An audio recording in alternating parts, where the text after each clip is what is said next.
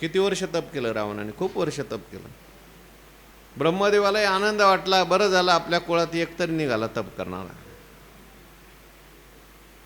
म्हणून ब्रह्मदेव प्रसन्न झाले, म्हटले बाबा बरं झालं तू. ब्रह्मदेव रावणाचा आणि ब्रह्मदेवाचा काय संबंध आहे? नातो का पंतू आहे? पंतू हा नातो आहे. ब्रह्मदेवाचा पुलस्त्य, पुलस्ताचा विश्रवस, विश्रवाचा आता नातो का पंतू? पंतू, हा पंतू, पंतू आहे ब्रह्मदेव. म्हणून हा ब्रह्मदेव जो आहे त्याला आनंद वाटला. तपश्चर्या करणारा कोणतरी निघाला, बाबा काय काय पाहिजे तुला? काय मागितलं त्याने? देव प्राप्त पाहिजे म्हणला का? मला मरण नको. बरं मरण नको म्हणजे मुक्ती मागितली का थोडी त्याने? नाही नाही नाही, मरण नको. कशा करता? मला सगळं राज्य भोगायचं आहे, मला सगळं ऐश्वर भोगायचं आहे. अरे बाबा मरण हे माणसाला आहेच, मलाही मरावं लागतं, तू कुठून असा आला अमर?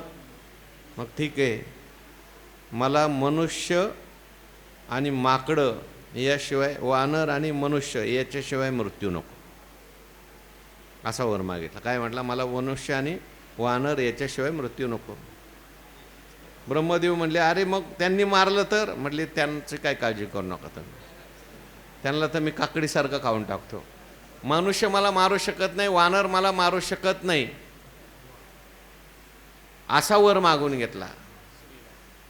कशा करता उदाहरण सांगितलं? तैसे कृत्य, म्हणजे तप केलं तरी सुद्धा उदरभरणा करताच, भोग भोगण्याकरताच. दान केलं रावणाने कशा करता? कीर्तीसाठी, पोट भरण्याकरताच. तप केलं त्याच्याकरताच. यज्ञ केला, एवढे मोठे यज्ञ करायचे, पण कशासाठी? मला हे मिळालं पाहिजे, मला ते मिळालं पाहिजे, मला भोग मिळाला पाहिजे, मला अमुक मिळालं पाहिजे, मला तमुक मिळालं पाहिजे. सगळं त्याचं सगळं कशा करता होतं? पोटा करताच. अज्ञानाचे कर्म फळी ठेवी मन, निष्काम साधन तया कैचे. अज्ञानाचे कर्म फळी ठेवी मन. फळावर मन ठेवून अज्ञान सगळं कर्म करतो, अज्ञानी कर्म करतो. जयाची भजने भोगासाठी, एर बहुत जोडीती कीर्ती. जयाची भजने भोगासाठी, विषयांद झाले म्हणून भोगासाठी. भजन सुद्धा भोगासाठी. हो, म्हणून अज्ञानाची भक्ती इच्छिती संपत्ती, तयाचे चित्ती बोध कैचा. वाचुनी स्वर्ग नरक आथी, तया हेतू प्रवृत्ती निवृत्ती, आगवेची राती जाणवेची. जे वाचुनी स्वर्ग नरक आथी, स्वर्ग आहे, नरक आहे, आणि त्या स्वर्गाला नरकाला जाण्याकरता हेतू काय आहे? प्रवृत्ती निवृत्ती. सत्कर्मामध्ये प्रवृत्ती, ही स्वर्गामध्ये काय जाण्यास हेतू आहे, आणि निषिद्ध कर्माची निवृत्ती ही नरक चुकवण्याचा हेतू आहे. परंतु हे त्याला काही कळत नाही. ये आगवेची राती जाणवे, अशा ज्ञानाची ज्याच्या ठिकाणी पूर्ण रात्र झालेली आहे. म्हणजे स्वर्गाला जायचं असेल तर सत्कर्म केली पाहिजेत, प्रवृत्ती केली पाहिजे सत्कर्माची, आणि हळूहळू निवृत्तीत जाऊन परमात्मा स्वरूपाची प्राप्ती करून घेतली पाहिजे. अरे स्वर्गातला आहे त्यामुळे निवृत्ती नको लोक घ्यायला. स्वर्गाला जाण्याकरता सत्कर्म केली पाहिजेत. सत्कर्म करून त्यांना प्रवृत्तीच्या मार्गाने स्वर्ग प्राप्त होतो. पण सत्कर्मात हा प्रवृत्त होत नाही. बर, नरकाला जावं लागतं, निषिद्ध कर्म केलं. नरकी जावे तरी पाप्याचे रावी, कथा न करावी विठोबाची.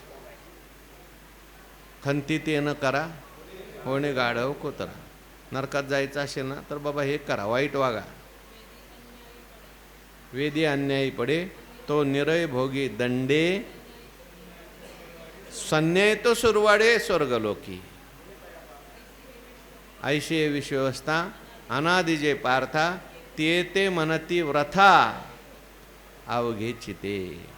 म्हणून तिथलं असत्यम प्रतिष्ठम तसेच हे आहेत. आणि हे सुद्धा तामस ज्ञान आहे ना.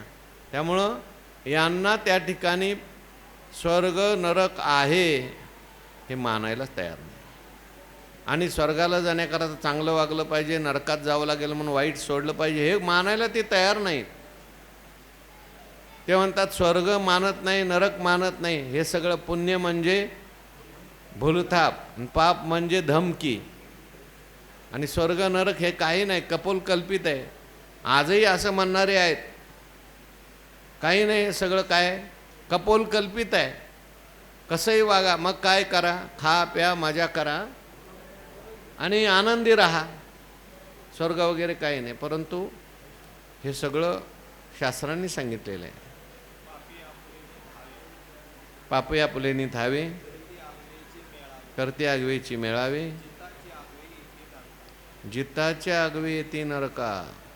म्हणजे इथं जर वाईट वागला तर इथंच नरक भोगायला लागतो. इथंच इतकं दुःख होतं. चांगलं वागला तर इथंच जीवन स्वर्गासारखं होतं. आणि यानंतरसुद्धा स्वर्ग आणि नरकाचं वर्णन शास्त्रांनी केलेलं आहे, पुराणांनी केलेलं आहे. आणि म्हणून ते काय आहे, कल्पित नाही, ते खरं आहे. जीव इथून गेल्यानंतर कसा कसा जातो, कुठे जातो, गरुड पुराण वाचून बघा, सगळं वर्णन केलं आहे. 28 प्रकारचे नरक सांगितले. स्वर्गाचं वर्णन माऊलींनी केलं आहे. ऐरावतासारखे हे सगळं आहे. पण हे तो मानत नाही. तामस ज्ञान ये आगवीची राती जाणीवेची जे. मग त्यांना त्या ठिकाणी देव कोणता मान्य आहे, म्हणजे देहखंडानाम आत्मा. आत्मा कशाला मानतात, देहखंडानाम आत्मा. देहखंड 3.5 हाताचा जो देहरूपी खंड आहे, तुकडा आहे, या तुकड्यालाच काय म्हणतात, आत्मा. हा माझा देह काय आहे, आत्मा. जीवतोची देव भोजनते भक्ती मरणते मुक्ती पाखांड्याची. देहालाच आत्मा म्हणणारे आहेत ते. देह खंडानाम. वास्तविक पाहता हा खंड आहे. आत्मा खंड कधी होऊ शकत. आत्मा व्यापक आहे का खंड आहे, व्यापक आहे, अपरिच्छिन्न आहे, नित्य आहे. आणि हा खंड आहे, तुकडा आहे, एक तुकडा. एक तुकडा जो आहे हा कधीतरी नाश होणार आहे. देह तो पाचाचे झाले, कर्माच्या गुणी मूर्तीच्या. ते काळा नळाच्या तोंडी घातली लोणियाची उंडी, माशी पाक पाकडी तवे सरी. असा असलेला देह खंड आहे. आणि या देहरूपी खंडालाच ते काय म्हणतात, आत्मा म्हणतात. देहचे आपण पे मानती, विषयाथेरी भोग्य म्हणती, या परती न स्मरती, या परवते न स्मरती अनेक काही. माझा देहच आत्मा आहे. आणि मग देह आत्मा ठरल्यानंतर मग खायचं प्यायचं, मजा करायची, मजा करायची, या देहाला सुखी करण्याचा प्रयत्न करायचा. माझा देहच काय आत्मा, तुमचा देह तुमचा आत्मा, यांचा देह यांचा आत्मा. म्हणजे आत्मासुद्धा काय झाला आता वेगळा. मला माझा आत्मा सुखी करायचा, तुमच्या आत्म्याचं मला काय घेणं देणं. म्हणून हे जे ज्ञान आहे एकाच ठिकाणी काय श्लोकात काय, यत्तु कृष्ण वदे कस्मिन कार्ये सक्तम हेतुकम अतत्वार्थ वद अल्पंच तत्तामसमुदाहृतम म्हटलंय. एकाच ठिकाणी आत्म्याला परिसीमित करतं, देहाच्या ठिकाणी आत्म्याला परिसमित करतं. म्हणून देहखंडानाम आत्मा. आणि मग ईश्वर मानलाच तर. खरं तर ईश्वर तो मानतच नाही. जीवतोची देव म्हटलं ना, मानलाच समजा तर ईश्वराला काय मानतो, पाषाण आणि प्रतिमेतच मानतो. फक्त प्रतिमेपुरताच तो मर्यादित आहे. पाषाण आहे तो. वास्तविक पाहता ईश्वर पाषाण आहे का हो? पाषाणामध्ये जी देवता असते शास्त्राने तिला प्रतिष्ठापित केलेलं असतं आणि प्रतिष्ठापित केल्यानंतर केली काशाची जगदंबा परी कासे नवी आंबा पूजा आंबेची आंबेला घेणे काशे राहे काशे केला मातीचा पशुपती मातीशी काय महती शिवपूजा शिवाशी पावे माती माती माझी सम ईश्वर आपण जेव्हा प्रतिमेची पूजा करतो किंवा जेव्हा पाषाणाची पूजा करतो त्या पाषाणाची करतो का तो व्यापक असलेला परमात्मा आहे तो इथे त्याचा प्रतिमेच्या रूपाने त्याचं विग्रहाच्या रूपाने पूजन करतो हा विग्रह जरी असला तरी तो व्यापक आहे तो नित्य आहे सर्वांच्या हृदयात बसलेला आहे नित्य आहे असं म्हणून आपण पूजन करतो पण ह्याचा जो देव आहे तो फक्त म्हणतो असेल तर देव काय पाषाणापुरताच मर्यादित प्रतिमेपुरताच मर्यादित आहे एक आणि दुसरं असा अर्थ काढू शकतो की हे ते देव म्हणजे काय दगड आहे हो असा सुद्धा अर्थ घ्या पाषाणापुरता मर्यादित म्हणजे तरी थोडा बरा आहे पाषाणात का होईना मानतोय गुरुवारी सांगत असतात ना मारुतीच्या मंदिराच्या बाहेरून चालला की पायातली चप्पल काढतो हातामध्ये सिगरेट पेटवलेली असते ती मागे लपवतो आणि मारुतीला नमस्कार म्हणतो जय हरी मी त्याला वाटतं या मारुतीला मागचं काही दिसत नाही माझ्या हातातली याला सिगरेट दिसत नाही मी काय करतो दिसत नाही म्हणून तेवढाच मानतो पण जाऊ द्या हा कमीत कमी तो तरी मारुती मानतोय पण हा आहे चार वाक हा देहाला आत्मा मानणार आहे मग ईश्वराला काय मानणार आहे पाषाण अवजानंती मा मूढा तो पण बरा आहे थोडा पण हा ईश्वराला पाषाणच मानतो पाषाण म्हणजे देव पिसे यज्ञ मूढ ठकले यागी देव पिसे प्रतिमा लिंगी नागविले भगवे योगी समाधी भ्रमे हे सगळे काय बावळट माणसं आहे कुठं देव असतो का आणि देवाची मूर्ती स्थापन केली मंदिर बांधायचं लोकांना पैसा गोळा करायचा सप्ताह करायचा हे सगळे बावळट लोकांचे काम आहे असं कोण म्हणतो अरे जगामध्ये देवच नाही देव असेल तर आत्मा इथे बसलाय आता हे आत्मा मानतो इथं आणि ईश्वर मानतो दगडात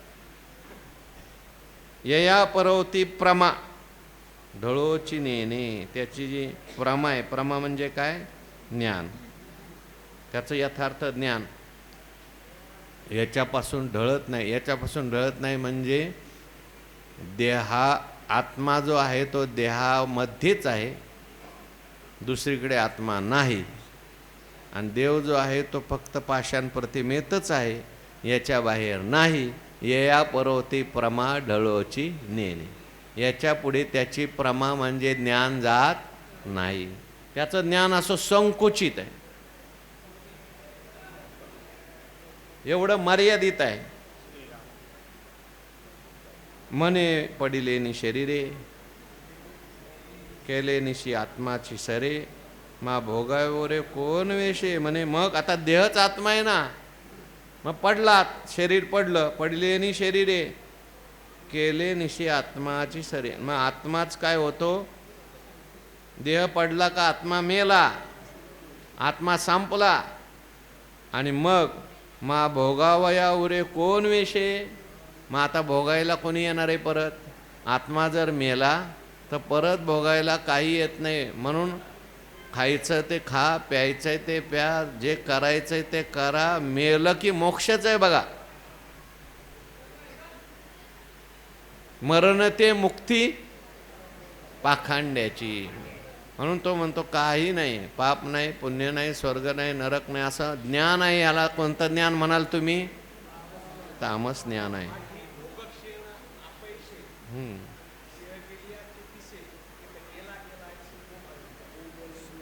ती नाही बसत नवननी परत्र ना देवो न दिसे म्हणून वावो करता निमेमा ठाओ भोग्याशी कवन. मेला तो आता कोणी भोगायचं आहे? नाही हो, पुढच्या जन्मात पुढचा जन्म कोणी सांगितलं तुम्हाला आहे म्हणून? पुढचा जन्म वगैरे काही नाही. मेल की भस्मीभूतस्य देहस्य पुनरागमनम कुतः. मेल्यानंतर काही नाही असं तो म्हणतो. कोण? तमोगुणी ज्ञानी. ज्ञानोबारा हे जे सांगतायत हे आपल्याला का सांगतायत? तुमच्याकडे असं ज्ञान असेल तर काढून टाका, नाही तर असं मानू नका बरं का. हे तमोगुणी ज्ञानाचं वर्णन चाललेलं आहे. असं कोणी तुम्हाला सांगायला आलं, जगात कोणी शिकवायला आलं, त्याचं ऐकू नका, याच्याकरता सांगतात. कारण आता असे संप्रदाय निघालेले, ते म्हणतात हे शास्त्र देव वगैरे काही नाही हो, खायचं प्यायचं मजा करायची, चांगलं राहायचं, आणि हेच काय आहे? मोक्ष आहे.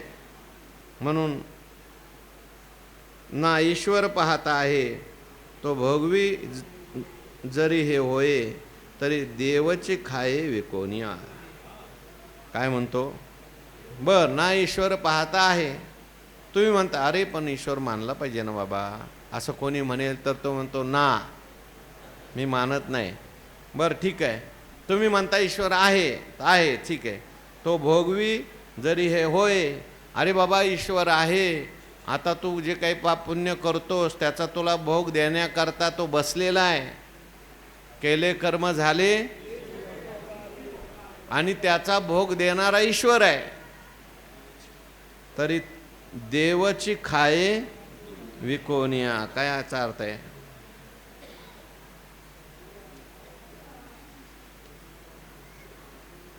तर तो तामस ज्ञानी तो मानलेले दगडाचे धातूचे देवच विकून काय करतो? खातो. म्हटलं तुमचा देव आहे ना, भोगायला लावतो ना, बघू आता मला काय भोगायला लावते. मी तुमचा देव, मी माझ्या घरातले जे देव होते ते सगळे काय केले? आता विकले आणि विकून खाऊन टाकले. खाऊन टाकले म्हणजे त्याचे जे काही पैसे आले ते मी खाल्ले. मला कुठं काय झालंय? अहो आम्ही चांदीचे आमच्या घरातले देव विकले, कुठं काय झालं आम्हाला तेव्हा? आमचेच विकले असं नाही, देवाच्या मंदिरातल्या मूर्त्या चोरून विकून खाल्ल्या. चोरीचे धन आले तर कोणाशी विष झाले, वालबे परद्वार केले. कोडी कोण होय? गावीचे देवळेश्वर, नियामकाची सोती साचार, तरी देशीचे डोंगर उगे का असते. म्हणजे देवाला मी विकून खाल्लं तरी तुमचा देव काय करत नाही, मग असला कसला देव? हो, ग्रंथच्या ग्रंथ लिहिलेत अशा माणसांनी. बरं ती मोठी माणसं आहेत त्यांचे फोटो येतात. आता ते म्हटले जर गणपतीच्या पुढे उंदीर आहे, गणपतीच्या पुढे गूळ ठेवला प्रसाद म्हणून, आणि उंदीर येतो, आणि उंदीर येऊन एक मोठे पंडित होते, त्यांचा धडा पुस्तकात आहे, त्यांचे ग्रंथ आता काय बरेच लोक त्यांच्या संप्रदायात आहेत. ते म्हटले मी लहानपणी दर्शनाला गेलो, त्या गणपतीला पाहिले, उंदीर आला, गणपतीच्या पुढचं उंदराने ते नेलं प्रसाद, गुळ उंदराने नेला. गणपती त्याला काही करू शकला नाही. असला गणपती काय कामाचा म्हणे, जो उंदराला सुद्धा हाकलू शकत नाही. मग तो देव मानायचा कशाला? असं म्हणतात. आता टी व्हीवर सुद्धा लोक आहेत, ते म्हणतात तुम्ही असले कसले देव मानता, तो काय करतो का? अहो त्याच्यावर संकट आलं, त्याला चोरून नेलं, त्याने काहीच बोलला नाही, मग तुमचा देव खरा कसा काय? बोलतात की नाही आज लोक? आजही असं लोक म्हणतात. काय रामप्रभूवर आक्षेप घेतात, सीतामातेवर आक्षेप घेतात. सीतामातेला जर एवढं ते म्हणे उचलता येत होतं धनुष्य, मग रावणाने उचलून कसं काय नेलं? काय बोलणार तुम्ही? असे तर्क देतात ते. आणि हा नास्तिक मनुष्य असा तर्क देतो, म्हणजे ज्याचं ज्ञान आहे ते बरोबर त्याच्या तसं तर्क तयार करतं. म्हणून तो म्हणतो गावीचे देवळेश्वर, नियामकच होते साचार, तरी देशीचे डोंगर उगे का असते. गावीचे देवळेश्वर, गावोगावी काय देवळं आहेत, आणि त्या देवळात कोण आहे? ईश्वर आहे. आणि गावाची अशी श्रद्धा असते, नियामक आहेत. भैरवनाथ असेल, देवीचं मंदिर असेल, हनुमंताचं मंदिर असेल, गावातल्या लोकांची श्रद्धा असते. गावातले सगळे लोक म्हणतात, बाबा नीट वागा, चांगलं वागा, नाहीतर देव वसलेला इथे. देव बैसले सिंहासनी. आणि तो नियामक आहे. ईश्वर सर्वभूतानां भ्रामयन सर्वभूतानी यंत्रारूढानी. तो नियामक आहे, सगळ्यांचं नियमन करणार आहे. चांगलं वाईट त्याला कळतं, असं परमात्मा वसलेला आहे. गावीचे देवळेचे नियमक. तो म्हणतो, जर हे नियमक असते तर देशीचे डोंगर उगे का असते. मग हाही दगड नियमन करतो आणि तिकडे दगड उभे आहेत डोंगरावर, मग ते का उगे आहेत. मग त्यांनी नियमन करायला पाहिजे ना. जर दगडच नियमन करायला लागला, दगड कुठं नियमन करतो का. हा दगड आहे, दगड ईश्वर पाषाण प्रतिमा. त्यामुळे हा काही आमचं नियमन करू शकत नाही. याला काही घाबरायची गरज नाही. काही पाप नाही, पुण्य नाही. खा प्या आणि मजा करा आणि नरकात बस. ऐसा विपाय देव मानिजे, तरी पाषाण मात्रची जाणेजे, आणि आत्मा तो म्हणजे देहातेची. आणखीन थोडासा विषय आहे, मी म्हणलो तर संपू आज, काही संपलं नाही. उद्याच्या प्रवचनात पाहू. पुंडलिक वरधारी विठ्ठल श्री ज्ञानदेव तुकाराम विठ्ठल विठ्ठल विठ्ठल विठ्ठल विठ्ठल. पुंडलिक वरधारी विठ्ठल श्री ज्ञानदेव तुकाराम सद्गुरु जोग महाराज की जय.